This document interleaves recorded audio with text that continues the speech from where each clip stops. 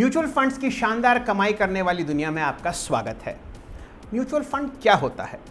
जब कई हजार निवेशक अपनी छोटी छोटी रकम एक जगह एकत्रित कर उसको निवेश करवाते हैं, उस चीज़ को म्यूचुअल फंड कहा जाता है।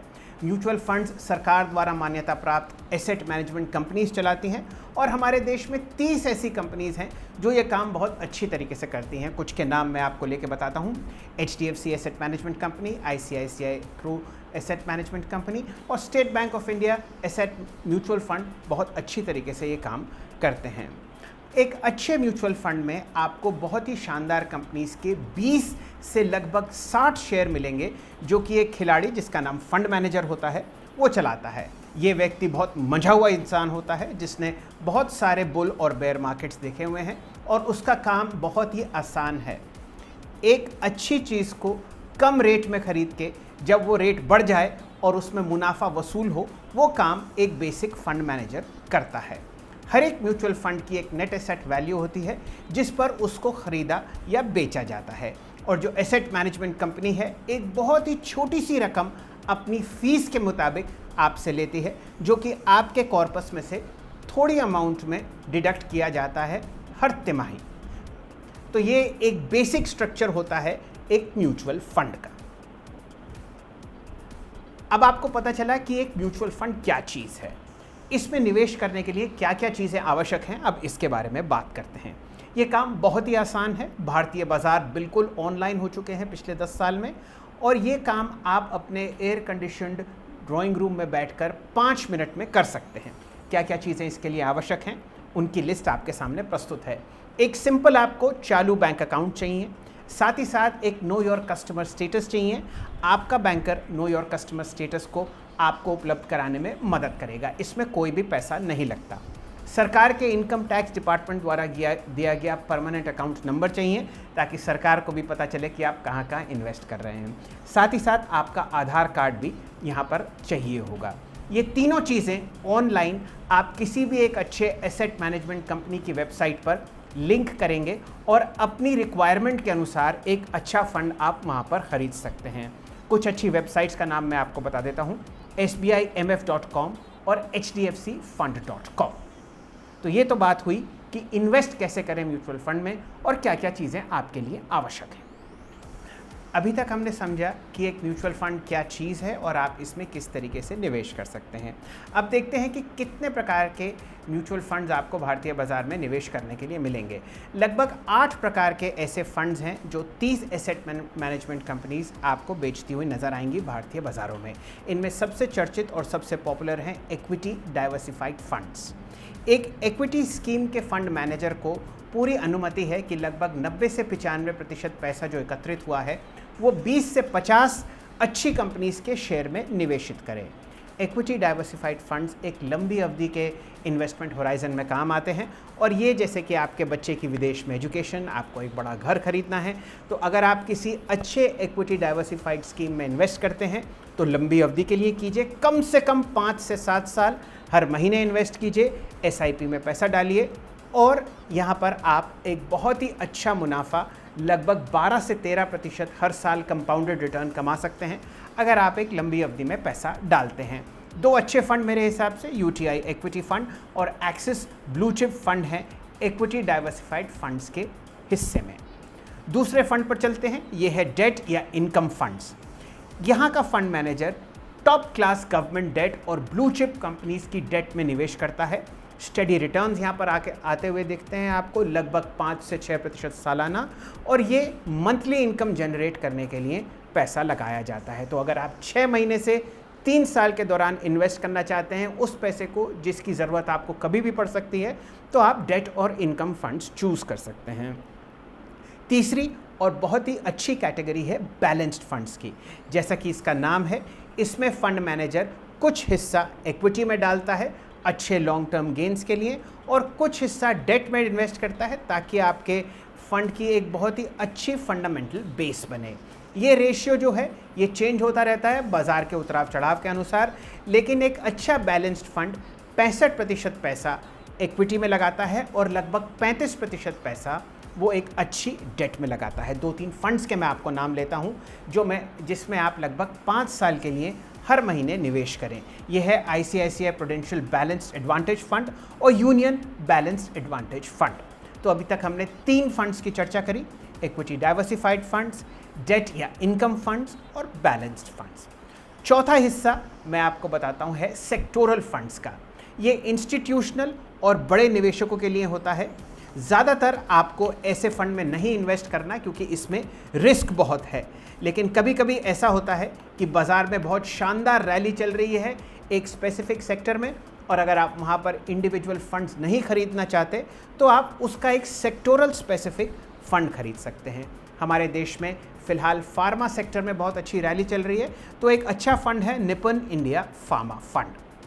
मनी मार्केट और लिक्विड फंड्स भी होते हैं जो बड़े निवेशकों के लिए रखे जाते हैं। जैसे आपके पास कुछ करोड़ रुपया कुछ समय के लिए बचा हुआ है, 8-10 दिन के लिए, 15 दिन के लिए, 2 दिन के लिए, तो आप मनी मार्केट और लिक्विड फंड्स में लगा सकते हैं। इसकी ड्यूरेशन 1 दिन से लगभग 1 साल की होती है। और बड़े निवेशकों के लिए हेज फंड्स होते हैं और पोर्टफोलियो मैनेजमेंट स्कीम्स तैयार की जाती हैं। इसमें आपका जो निवेश होता है वो एक कम समय के लिए होता है और यहाँ पर अलग अलग तरीके की ट्रेडिंग होती है जिससे आप कम या ज़्यादा मुनाफा कमा पाएँ।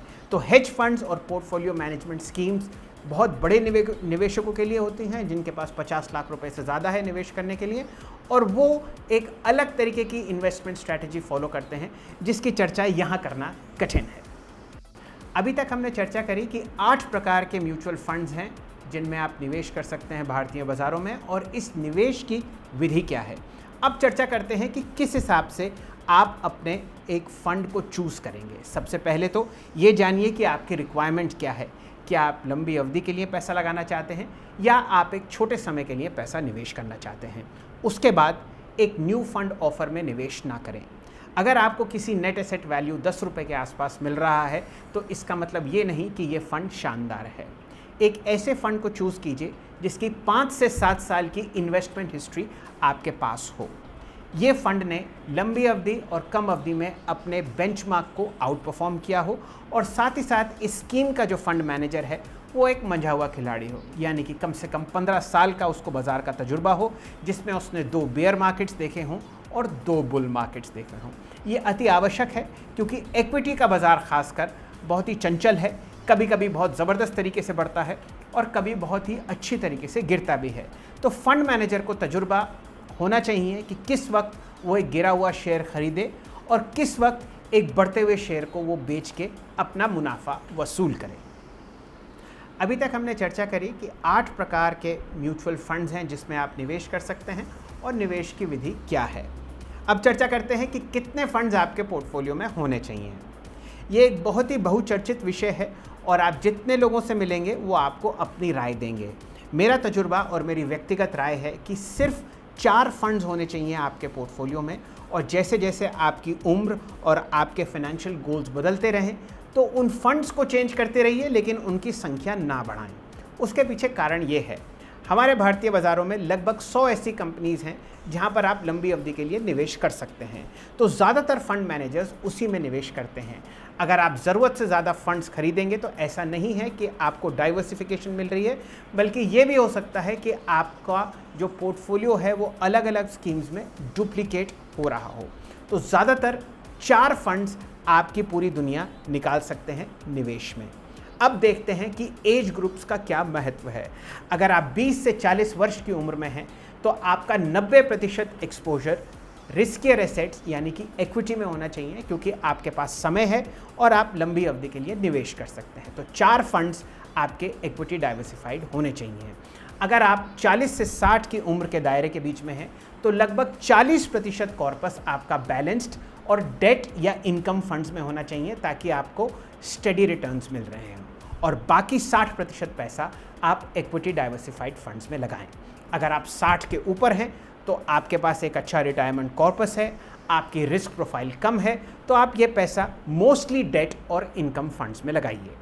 तो 4 फंड्स मेरे हिसाब से ठीक हैं, और 4 से अगर आप आगे बढ़ेंगे तो आप अपनी परेशानियां बढ़ाएंगे, और यही 4 फंड्स आपको अलग अलग तरीके से इक्विटी डाइवर्सिफाइड, डेट या इनकम, बैलेंस्ड या मनी मार्केट के सेक्टर्स पर डिवाइड करने हैं। अब आपने फंड चूज़ कर लिया, आपने अमाउंट भी डिस्कस कर लिया कि कितना लगाना है, उसको किस तरीके से निवेश करना है, अब उस पर चर्चा करते हैं। दो तरीके हैं, लंप सम यानी कि आपको एक मुश्त पैसा मिला है, चाहे वो पैसा आपको इनहेरिटेंस में मिला हो या कोई और एसेट बेच के मिला हो, या आपको एक बोनस मिल रहा हो अपनी सैलरी के द्वारा और आप वो पैसा निवेश करना चाहते हैं बाज़ार में, उसको लंप सम इन्वेस्टमेंट कहते हैं। यानी कि आपने एक ही झटके में सारा पैसा लगा दिया। मेरे अनुसार ये एक रिस्की काम है, क्योंकि बाज़ार जो है वो सेंटिमेंट पे चलता है, बहुत ज़बरदस्त तरीके से उठ जाता है, वो आपके फ़ायदे में होगा। लेकिन अगर कोई ब्लैक स्वैन इवेंट हो गई, जैसे कि कोविड चल रहा है आजकल, तो आपका लंप सम पैसा लगाया हुआ वो बहुत जल्दी गिर भी सकता है। मेरे हिसाब से सबसे अच्छा तरीका है सिस्टमैटिक इन्वेस्टमेंट प्लान, यानी कि आप छोटे छोटे हिस्से को, अपने पूरे पैसे को छोटे हिस्सों में बांट दें और उसको हर महीने इन्वेस्ट करें, ताकि अगर बाज़ार में सेंटिमेंट में उतार और चढ़ाव है तो आपने बाज़ार को एवरेज किया है। तो अगर आप सैलरीड हैं तो हर महीने छोटी छोटी रकम आप एक सिस्टमैटिक इन्वेस्टमेंट प्लान में डालें, जो कि एक इक्विटी डाइवर्सिफाइड फंड में होना चाहिए। अगर आप 60 साल से ऊपर हैं और आपको महीने के खर्चा निकालने के लिए म्यूचुअल फंड इंडस्ट्री से पैसा बनाना है, तो आप अपना कॉर्पस एक अच्छे डेट इनकम फंड में या बैलेंस फंड में डाल सकते हैं और सिस्टमैटिकली उसमें से पैसा विड्रॉ कर सकते हैं हर महीने। इसको सिस्टमैटिक विड्रॉल प्लान कहते हैं। तो हम लोगों ने चर्चा करी SWP यानी कि systematic withdrawal plan, systematic transfer plan यानी कि STP, या लंप सम इन्वेस्टिंग।